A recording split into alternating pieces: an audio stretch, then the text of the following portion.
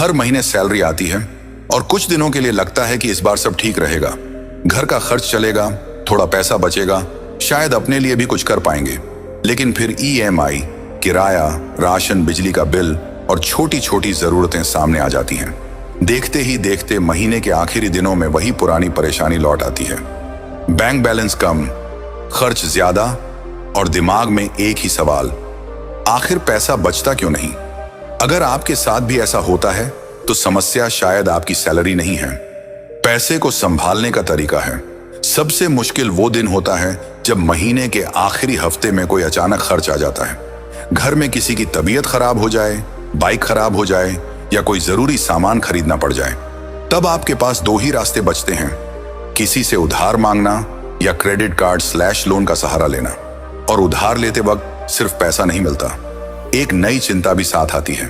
फिर अगली सैलरी आती है और उसका एक हिस्सा पहले से ही पुराने खर्चों में चला जाता है। यानी आप आज की कमाई से कल का बोझ उठा रहे होते हैं। लेकिन इस चक्र को तोड़ने का तरीका बहुत साधारण है। कभी आपने सोचा है कि कुछ लोग आपसे कम कमाकर भी बचत कर लेते हैं और कुछ लोग अच्छी सैलरी होने के बावजूद हर महीने पैसों की कमी महसूस करते हैं? फर्क हमेशा कमाई का नहीं होता, फर्क होता है कि सैलरी आने के बाद पैसा सबसे पहले कहां जाता है। ज्यादातर लोग पहले खर्च करते हैं और सोचते हैं कि जो बचेगा उसे बचा लेंगे, लेकिन महीने के आखिर में बचता वही है जिसे शुरुआत में बचाया गया हो। और यही हमारी पहली बड़ी गलती है जिसे अब बदलना होगा।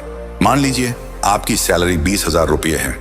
अगर आप महीने के अंत में बचाने की कोशिश करेंगे तो शायद 500 रुपये भी बचाना मुश्किल हो। लेकिन अगर सैलरी आते ही आपने सिर्फ 2,000 रुपये अलग कर दिए तो कहानी बदल जाती है। अब आपको बाकी 18,000 रुपये में अपना महीना चलाना है।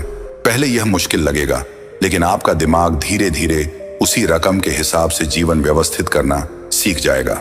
इसे कहते हैं पे योरसेल्फ फर्स्ट, यानी बाकी दुनिया को भुगतान करने से पहले अपने भविष्य को भुगतान करना। और यहीं से असली बदलाव शुरू होता है। लेकिन सिर्फ पैसा अलग कर देना काफी नहीं है। आपको उस पैसे को ऐसी जगह रखना होगा जहां रोज उसे देखकर खर्च करने का मन न करे। अलग सेविंग्स अकाउंट, रिकरिंग डिपॉजिट या आपके लक्ष्य के अनुसार कोई सुरक्षित विकल्प इस्तेमाल किया जा सकता है। शुरुआत छोटी रखिए, लेकिन उसे नियमित रखिए। 500 रुपये, 1,000 रुपये या 2,000 रुपये, रकम आपकी स्थिति के अनुसार हो सकती है। क्योंकि बचत की ताकत सिर्फ रकम में नहीं होती, लगातार दोहराए गए फैसलों में होती है। और अगला कदम आपकी पूरी सोच बदल सकता है। अब अपनी सैलरी को एक ही बड़े पैसे के ढेर की तरह मत देखिए, उसे अलग अलग जिम्मेदारियों में बांटिए। जरूरी खर्च, बचत और भविष्य की तैयारी। उदाहरण के लिए, अगर आपकी इनकम 30,000 रुपये है तो पहले अपनी वास्तविक जरूरतों का हिसाब निकालिए, फिर एक निश्चित बचत तय कीजिए और उसके बाद बाकी रकम से डिस्क्रिशनरी खर्च संभालिए। परसेंटेज हर व्यक्ति के लिए अलग हो सकता है, क्योंकि किराया, परिवार और कर्ज सबकी स्थिति अलग होती है। जरूरी बात फॉर्मूला याद रखना नहीं, अपने पैसे को पहले से काम देना है। लेकिन ज्यादातर लोग यही एक दूसरी गलती करते हैं। वो अपने खर्च को छोटा समझकर नजरअंदाज कर देते हैं। 100 रुपये यहाँ, 200 रुपये वहां, ऑनलाइन फूड, बेवजह शॉपिंग, छोटी सब्सक्रिप्शंस।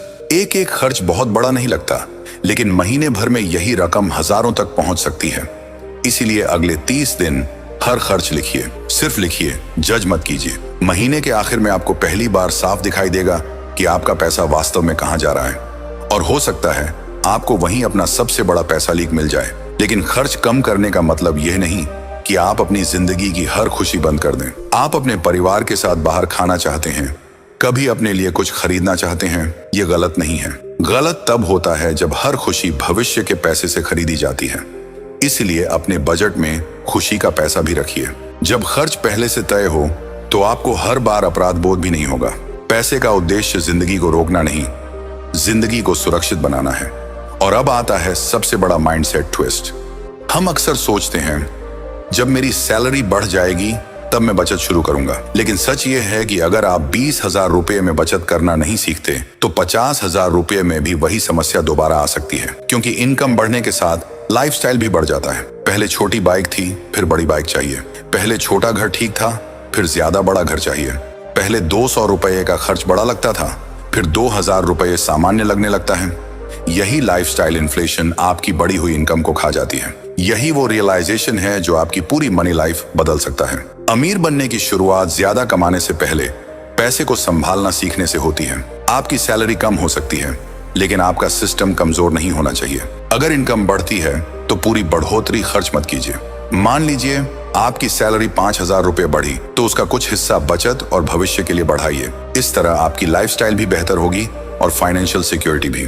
और यही तरीका धीरे धीरे आपको उस डर से बाहर निकालता है जिसमें हर महीने सैलरी का इंतजार करना पड़ता है।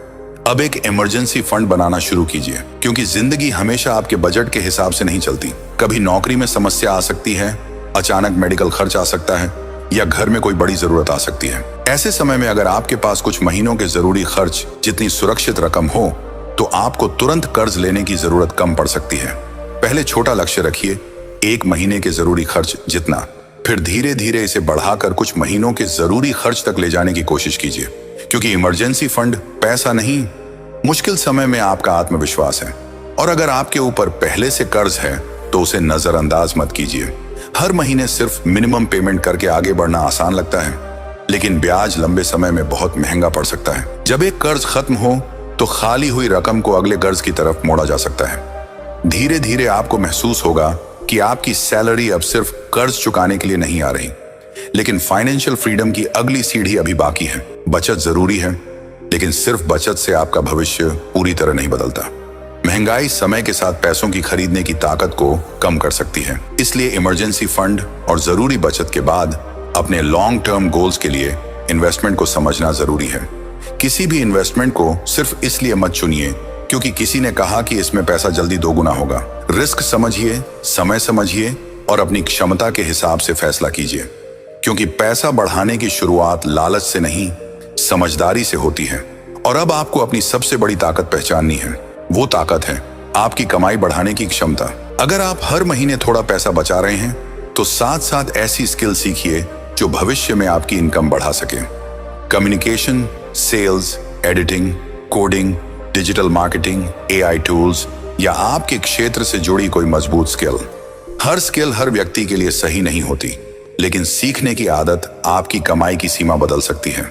क्योंकि खर्च घटाने की एक सीमा होती है, लेकिन कमाई बढ़ाने की संभावना कहीं ज्यादा बड़ी हो सकती है। और यही वह जगह है जहां बचत सिर्फ सुरक्षा नहीं, ग्रोथ का साधन बनती है। अब एक और चीज समझिए, सोसाइटी आपको लगातार खर्च करने के लिए उकसाएगी।